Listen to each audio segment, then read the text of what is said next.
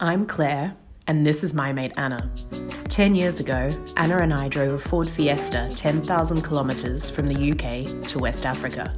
We'd bought it off eBay for less than £250. We had no service history and almost no mechanical know-how. The West Africa we saw is a different one now, and today's politics would make this trip a challenge to repeat. Our breakdowns were outnumbered only by adventures, and we got way more mileage from our car than we'd ever hoped for.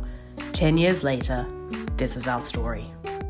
In our last episode, we had just limped the granny out of Ndali in northern Benin and 200 kilometres up the road to Natitingou to see if we could reunite with Lena after leaving her behind in Niger. We now fast forward 4 days later. And also, we got stereo working again. More importantly, the granny had also been disemboweled in Natitingou, revealing that not only had we jammed the clutch full of mud, but we'd also snapped the engine mount. Our mechanic couldn't weld aluminium, so he'd welded metal around the mount instead and bolted it in. Not ideal, but it got us back on the road to Cotonou. So we're actually heading to the coast, finally! Wow, fingers crossed. Oh, and we'd also found Lena, who'd had just as much trouble getting to Natitingou as us after her bus broke down on the road. On asking her what happened, she said, "I don't know, it's Africa. You sit there broken down for hours, waiting for something to happen until you realise you're the only one who thinks it's a problem." Touché, Africa. The air is cool. The air is cool. We are heading to the coast and it's green. But nothing could dampen our excitement to be finally closing in on the coast against all the odds. It's so green. We had now also convinced Lena to apply for a Ghanaian visa in Cotonou so she could join us for the rest of the journey onwards to Ghana. Hey, Lena. Hello. How are you feeling? I'm feeling good. We just had to navigate the roads to get there first. That is a goat. It's alive. It's alive. See, they do this all the time on the mopeds. You sort of assume that's for shorter distances because you're in town. But this goat's been travelling for a while now and it's probably going to travel all the way to Cotonou. This road is a bit shit. Poor goat, he should be in our car. Maybe we should ask. He can go in the back with you, yeah? Huh? The goat can go in the back with you. Yeah! Oh my god, it's really not enjoying life. He hates it. Not only that, but he was redefining Meals on Wheels as he was hanging from the very pots he seemed destined to be cooked in. A couple hours later, and we had made it to the outskirts of Cotonou with a plan to head straight for the beach and figure out the rest from there. After all, a month earlier when we decided not to sell the granny in Ouagadougou, it had been with the understanding that after everything we'd put her through, she at least deserved the chance to make it to the coast. Since then, we'd punctured the sump, broken the starter motor, killed the power steering, destroyed the clutch, snapped the engine mount, and watched the gear stick fall through the floor. It seemed best not to keep her waiting. That is the ocean and the beach. Granny made it. We made it to the beach. Granny made it to the beach. Driving on the sand, basically driving on the beach. Ah, amazing. Feel that breeze. It's amazing. We pulled over for a drink at a beachside bar and quickly made friends with the owner of a nearby hotel who insisted we stay for free as his guests. Being malnourished white girls in need of African charity, we clearly said yes. It was now time to scrub up and get presentable so we could have Lena beg the Ghanaian embassy for a visa. Once we'd completed our new tradition of ogling what electricity was capable of every time we got given an actual room to sleep in.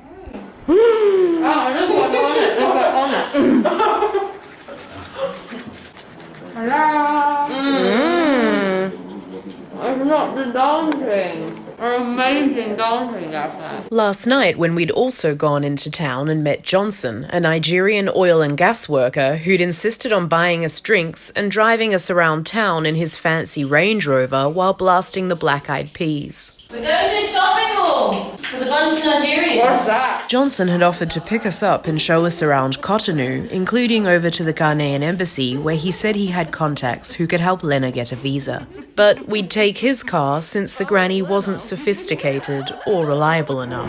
That's coconuts. Coconuts. Where are we seeing these coconuts from? Since entering Benin, we'd met many Nigerians who were genuinely confused that we'd been surviving life without aircon or an automatic gearbox. Hello! Dude, we have 10 airbags. 10. Johnson was now showing us what true swag looked like. We love Benin. Granny has 2 airbags. She has. Johnson also told us that he'd spent a lot of time driving between Nigeria and Ghana for work, through Togo and Benin. He broke the news that if we wanted to get the granny into Ghana, we'd have to pay huge bribes that outweighed her monetary value, and if we planned to keep travelling west, we'd better find someone to buy her first. But of course, that was where he came in. We're on the beach, dude. Did we pass through this area?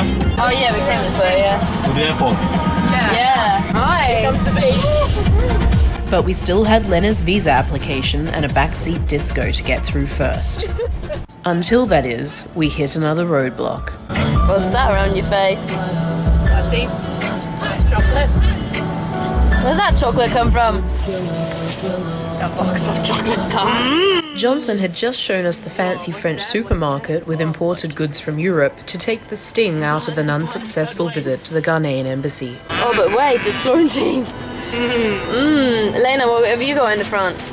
Lena had drafted a letter of appeal requesting her visa for Ghana be processed outside of her home country, only to be told it wouldn't be read until after the weekend. But we needed a few days anyway, so Johnson could line up buyers who might put an offer on the granny.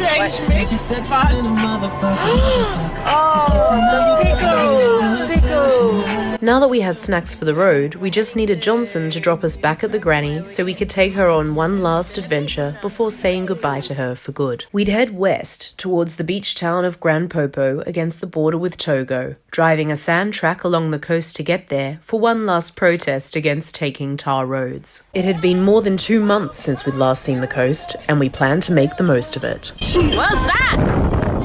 It's the beach! Palm trees! It's the fucking ocean, dude! We hadn't seen the ocean since leaving Nouakchott in Mauritania. Are you happy, Granny? Are you happy? Granny's happy! Whoa! Listen to that horn, dude! Whoa! We haven't had a horn for weeks! Nah! This is amazing. And we got chocolate! And pickles, look at that wave! Although beautiful, this part of Benin, once known as Dahomey, had played a significant role in the African slave trade. Although slavery here initially resulted from the taking of prisoners of war from tribal conflicts, the motivation became one of economic empowerment after the signing of a trade agreement with Portugal in the 1500s. Thanks to demand not just from the Portuguese but the Dutch and the British too, by the 1800s Dahomey had become an economic powerhouse off the back of the slave trade. Until 1840, that is, when the British put an end to the same slave trade they'd driven demand for, triggering the collapse of Dahomey's economy. By then, more than 2 million slaves had been sent to the Americas from the shores of Benin, resulting in a distinct lack of young, able-bodied men in the region. So, when the French decided to colonize Benin a few decades later, claiming they only wanted to prevent it from falling under the influence of the Germans, who were next door in Togo, they were hardly going to be met with much physical resistance. The French controlled the Kingdom of Dahomey until Western exploitation of African colonies started to become an embarrassment around the mid-1900s. The Kingdom of Dahomey was renamed Benin after independence, and now here we were on our way to Grand Popo with plans to camp in one of the old slave-driven palm oil plantations for the weekend. Some amazing in African traffic! Prime example! As we neared Benin's western border, we had one last stretch of tar to drive to get us to Grand Popo. Amazing overtaking. The trick to overtaking was still a long blast of the horn to bully anything off the road before you got there. Lanes were irrelevant, patience was short, and peripheral vision less of a priority than making sure you got as much as you could from one carload. That's a good packed car, actually. Done well. No good. Fridge on the top. I bet there's got beer in it. We could already taste the beer and reggae waiting on the beach ahead. AHÉMÉ. Like AHÉMÉ.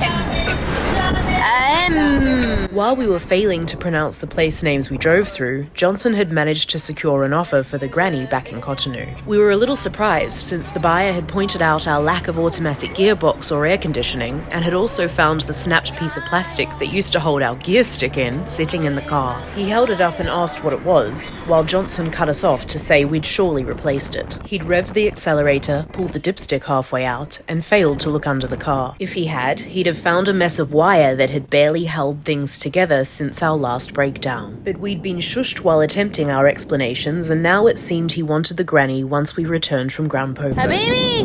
Made it to the beach, and look at that. It's a full moon. It's Lena. So tense right there. Great. Which is the moon, and it's so full. Our plans from here included long nights on the reggae bar swing sets while American Peace Corps volunteers tried out dodgy pickup lines at the bar. Mornings were for salty swims and assessing our deepening sunburn before heading to our local breakfast spot. Ow! It's burnt. Oh. Burnt, baby, burnt.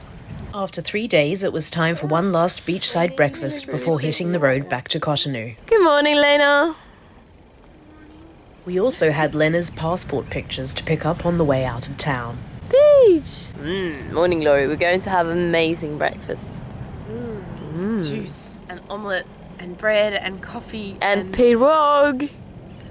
oh, pirog de ananas. With one last walk through the chili plants, we found our breakfast spot where the napkins were anchored by seashells and the pineapple cut into canoes. It was then time to pick up Lena's passport photos, though things weren't exactly going to plan. You go to Cotonou, but I'm in... je suis à Grand Popo. Je parti à... Ouais. This is Lena trying to get her passport photos that take 45 minutes 2 days later. Ok, monsieur, je ne comprends. Mais je suis à ton magasin. Oui, et je suis ici. Pour 2 minutes. Ici, tu n'es pas ici à 2 minutes. Je fais le feu à ton magasin. Ah, fucking hell. This is really not... I don't know, I mean...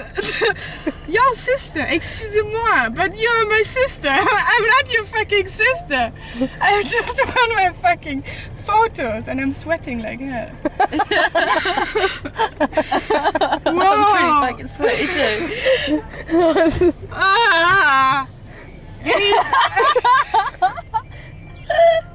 Oh no, something. In Africa, anything worth doing is worth having a meltdown over. Bonjour!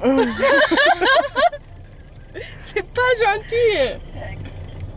Oh, now the number you're calling is not available. Maybe he's calling the other woman. Ah. We go back there and honk repeatedly out the front of the shop. I really want to make a big poo-poo in front of the shop.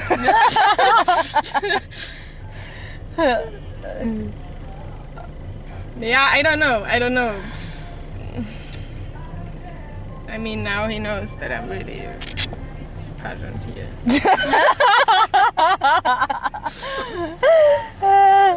Madame, tu es au Cotonou. No, I'm fucking here and I'm waiting for my fucking photos. Sister.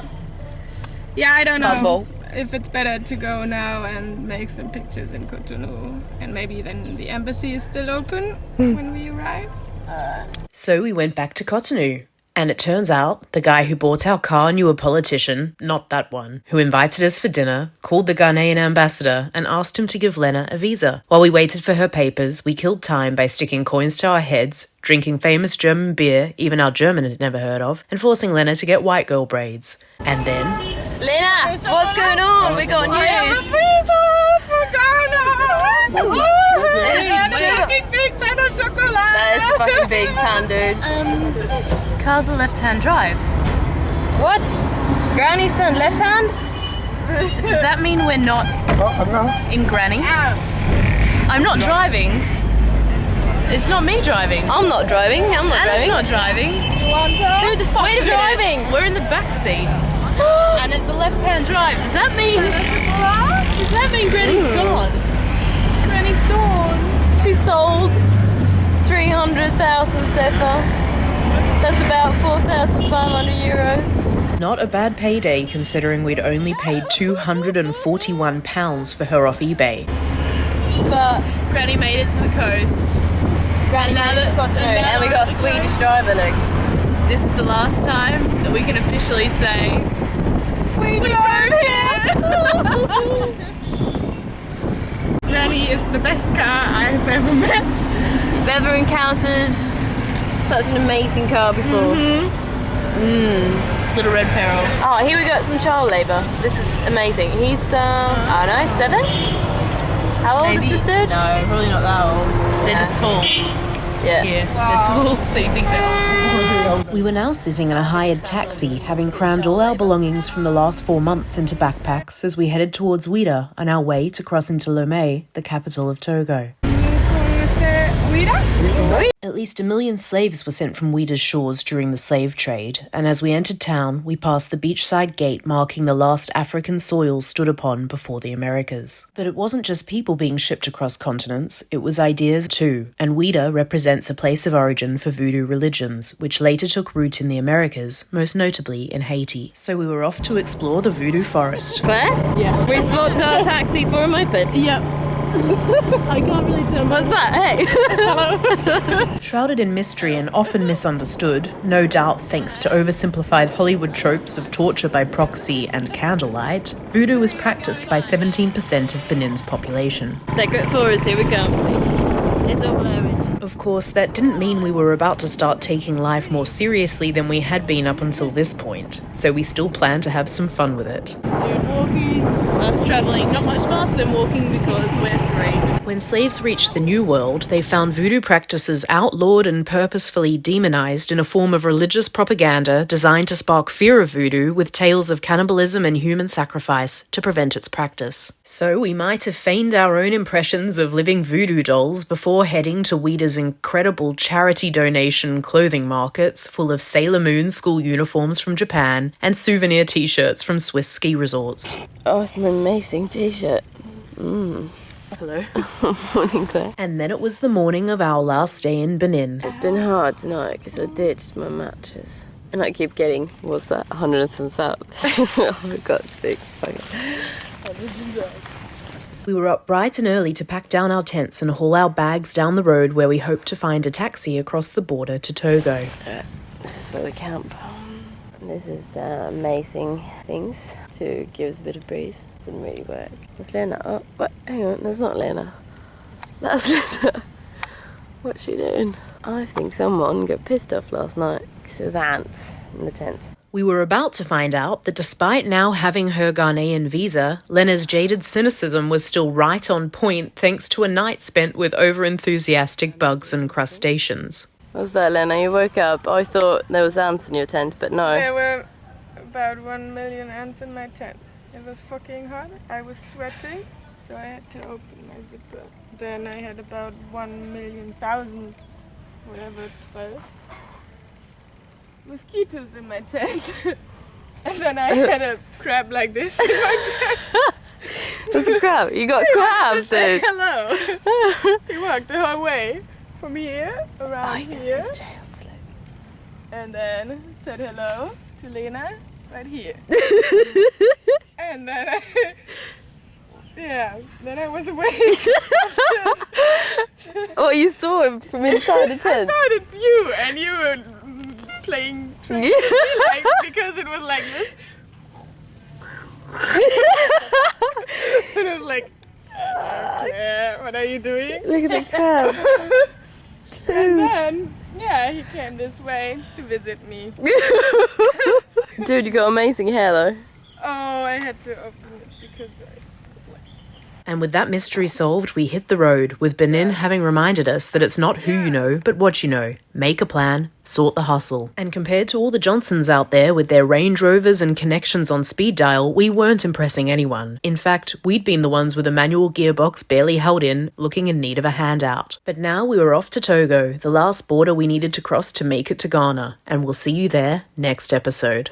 Hi, present day Claire here. New episodes will be uploaded every Sunday, so hit subscribe if you'd like to be notified when it's time to watch. Thanks and see you next time.